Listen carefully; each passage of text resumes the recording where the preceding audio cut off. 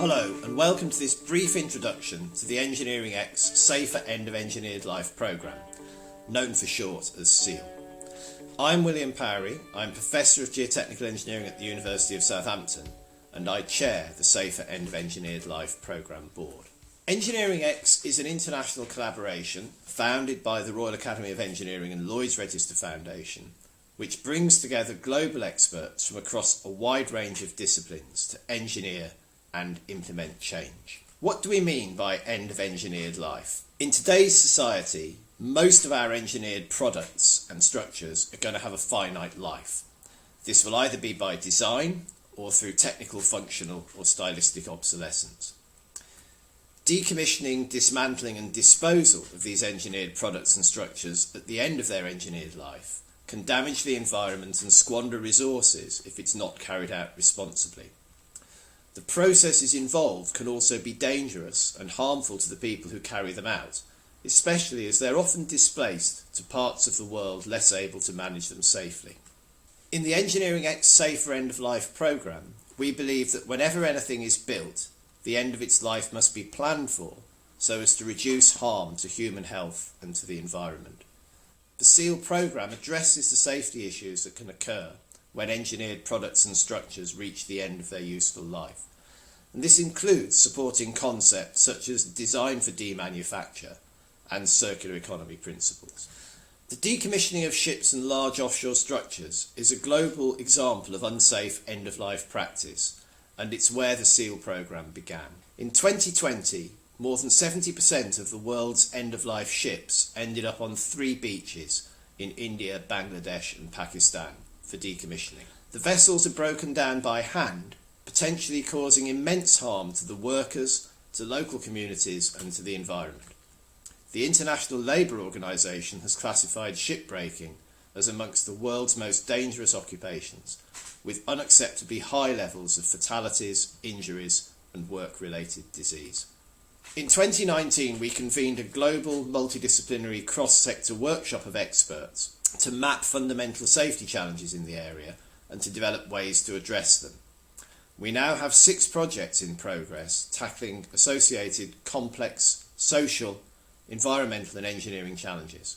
Further workshops, funding calls and sector events are planned as we seek to effect wider industry change. To inform the programme's next focus, we commissioned the Global Review on Safer End of Engineered Life.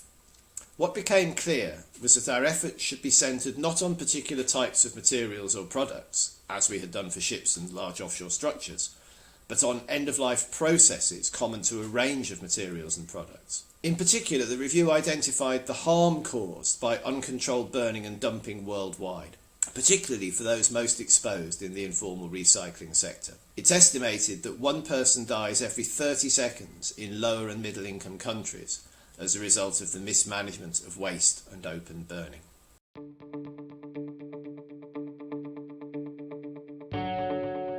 Finally, we've just launched a call for Safer End of Engineered Life Champions, which closes on the 19th of May. Through this call, we want to identify passionate individuals or organisations who are already working on an urgent challenge relating to safety at the end of engineered life, and who have the capacity to effect wider change and the potential to become future leaders in this crucial area. Safety at the end of engineered life is important in all areas of manufacture and construction.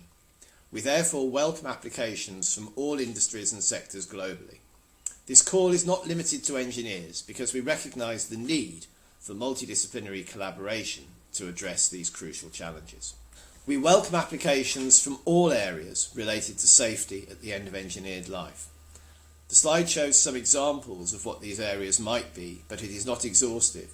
Indeed, we very much want people to come forward with their own ideas and things that we might not have identified. Design for demanufacture is often neglected in the rush to bring a new product to market, while the development of circular economies capable of extracting value from end-of-life products, structures and materials is often key to dismantling and decommissioning them safely. Challenges may relate not only to types of materials or sectors, but also to organisations that promote safety, for example regulators, trades unions and trade associations. However, all challenges must link to safety. You might not have considered that link before, so we encourage you to think of the safety implications of your work. We will work with champions, providing a package of support which includes networking, communication and potentially other resources to improve safety and effect positive systemic change on the end of engineered life challenges that they've selected. We do hope that you will want to become part of this exciting global network of experts working to improve safety at the end of engineered life. Please get in touch if you're interested in any aspect of the programme or if you would like to apply to be a Safer Engineered Life champion. Thank you for listening.